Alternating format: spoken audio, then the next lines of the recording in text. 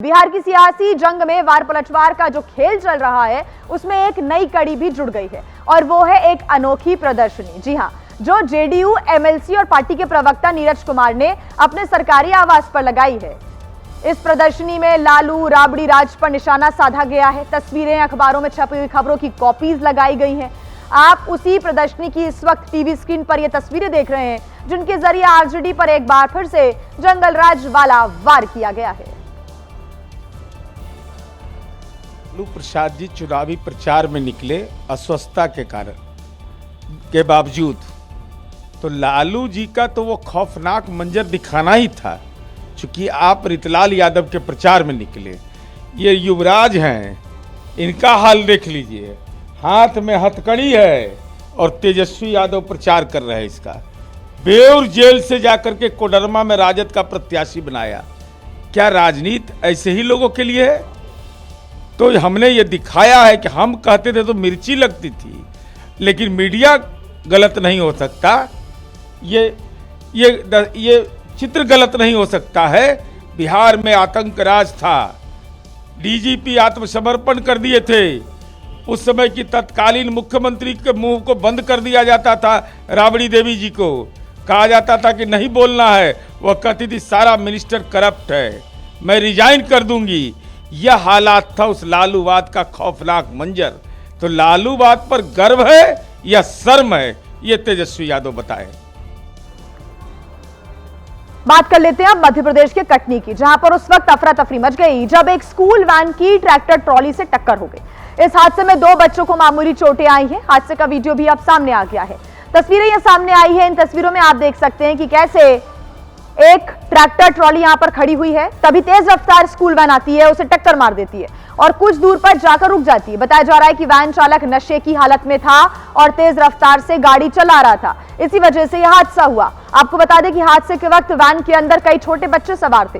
वो तो गनीमत रही कि सभी बच्चों की जान बच गई। 2 बच्चों को मामूली चोटें आई हैं। तो वहीं आसपास मौजूद लोगों ने तुरंत बच्चों को सुरक्षित बाहर निकाला और पुलिस को पूरे मामले की जानकारी दे दी है।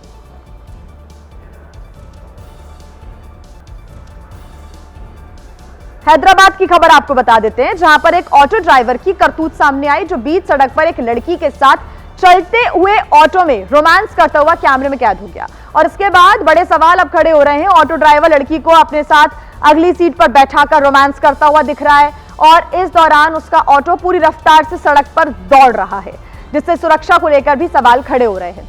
सड़क पर ऑटो के पास से गुजर रहे किसी व्यक्ति ने ऑटो ड्राइवर की ये करतूत का वीडियो बना लिया, जो अब सोशल मीडिया पर भी तेजी से वायरल हो रहा है और इसे लेकर अब कई गंभीर सवाल खड़े हो रहे हैं। सार्वजनिक स्थान पर ऑटो ड्राइवर की इस तरह की जो हरकत है, उससे लोगों में भी गुस्सा है। तो वहीं चलते हुए ऑटो में रोमांस की तस्वीर देखकर लोग पुलिस पर भी सवाल खड़े कर रहे हैं। पुलिस अब इस वायरल वीडियो के आधार पर कार्रवाई करने की तैयारी में है।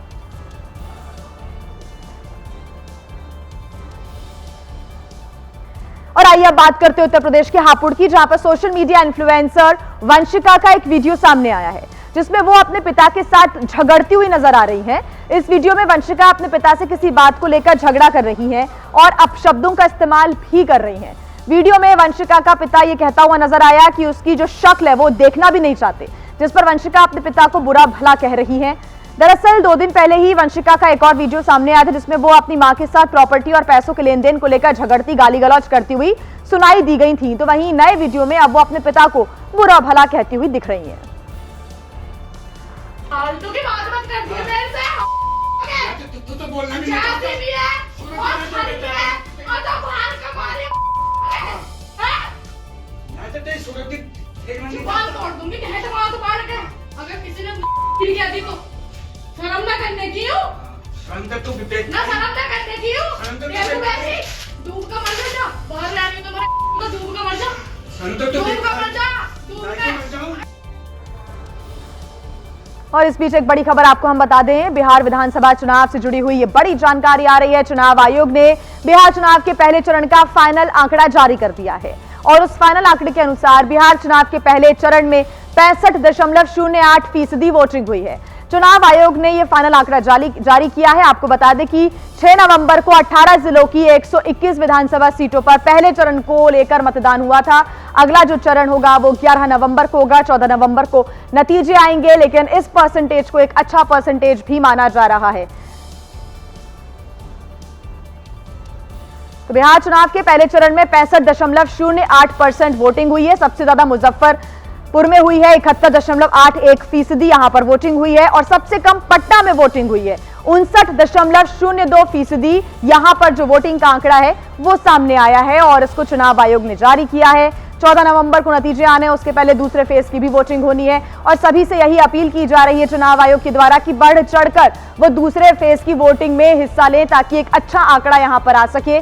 अगर हम पिछले आंकड़ों के साथ इसका कंपैरिजन करें तो इस बार का जो आंकड़ा है पहले फेज में काफी अच्छा माना जा रहा है। हालांकि एसआईआर की भी प्रक्रिया हुई और इस एसआईआर की प्रक्रिया के बाद ये जो वोटिंग हुई है उसका परसेंटेज 65.08%, ये आंकड़ा चुनाव आयोग की तरफ से जारी किया गया है। 18 जिलों की 121 विधानसभा सीटों पर 6 नवंबर को मतदान हुआ था। बढ़ चढ़कर यहां पर लोगों ने हिस्सा लिया। सबसे ज्यादा मुजफ्फरपुर में वोटिंग हुई, सबसे कम राजधानी पटना में वोटिंग हुई।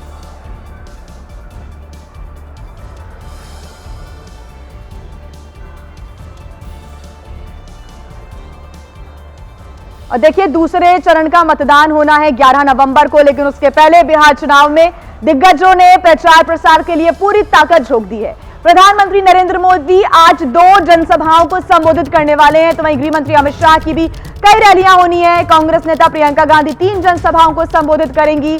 चुनावी रण में तेजस्वी यादव की आज 18 जनसभाएं होनी है। दूसरे चरण के मतदान से पहले ये जो चुनाव प्रचार का दौर है वो लगातार जारी है और दिग्गज अपनी पूरी ताकत झोंकते हुए चुनाव में नजर आ रहे हैं। प्रचार के लिए खुद प्रधानमंत्री नरेंद्र मोदी आज 2 जनसभाओं को संबोधित करने वाले हैं। गृह मंत्री अमित शाह भी आज विपक्ष पर जमकर बरसते हुए आएंगे नजर, उनकी भी कई रैलियां होनी है। तो वहीं विपक्ष की तरफ से भी लगातार महागठबंधन की तरफ से जो प्रचार प्रसार का दौर है वो चल रहा है। 3 जनसभाओं को प्रियंका गांधी संबोधित करेंगी, तो वहीं तेजस्वी और अखिलेश यादव भी आज कई जनसभाओं को संबोधित करते हुए नजर आएंगे। तेजस्वी यादव की आज 18 जनसभाएं होनी है। तो एनडीए हो या फिर महागठबंधन, दोनों ही तरफ से दिग्गज नेता आज मैदान में नजर आने वाले हैं। दूसरे चरण का मतदान 11 नवंबर को होना है, उसके पहले आज अपनी पूरी ताकत झोंकते हुए नजर आएंगे दिग्गज।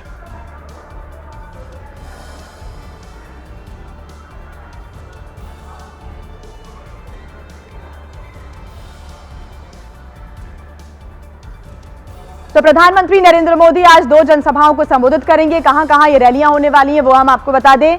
2 जनसभाओं को संबोधित करेंगे पीएम, सीतामढ़ी और बेतिया में रैली करने जा रहे हैं प्रधानमंत्री। आज जनता को करेंगे संबोधित। सुबह 11:45 पर सीतामढ़ी में बड़ी रैली होने जा रही है, यानी कि कुछ ही देर बाद सीतामढ़ी में एक बड़ी रैली देखने को मिलेगी और दोपहर 1 बजे बेतिया में जनसभा को प्रधानमंत्री संबोधित करेंगे। एनडीए के पक्ष में वोटिंग के लिए यहां पर अपील की जाएगी। तो सीतामढ़ी और बेतिया में आज रैलियां होने जा रही है। 1 बजे बेतिया में जनसभा को संबोधित करेंगे, तो वहीं एक बड़ी रैली सीतामढ़ी में कुछ ही देर बाद सुबह 11:45 पर होगी। जनता को संबोधित करेंगे, एनडीए के पक्ष में वोट की अपील की जाएगी और यह स्वाभाविक है कि विपक्ष पर जमकर बरसते हुए नजर आएंगे और एक बार फिर से प्रधानमंत्री चेताते हुए भी नजर आएंगे कि अगर जंगल राज नहीं चाहिए तो आप एनडीए को जरूर वोट करें।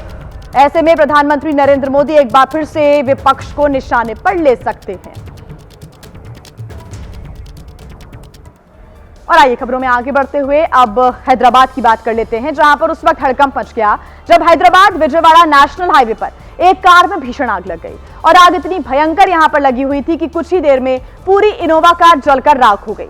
यह हादसा नलगोंडा जिले के गुडरमपल्ली गांव के पास का बताया जा रहा है। गनीमत रही कि समय रहने पर कार में सवार लोगों ने अपने आप को सुरक्षित बाहर निकाल लिया। बताया जा रहा है कि हादसे के वक्त इनोवा काफी तेज रफ्तार में थी और इनोवा कार के अंदर 8 यात्री सवार थे, जिन्होंने समय रहते बाहर निकलकर अपनी जान बचा ली।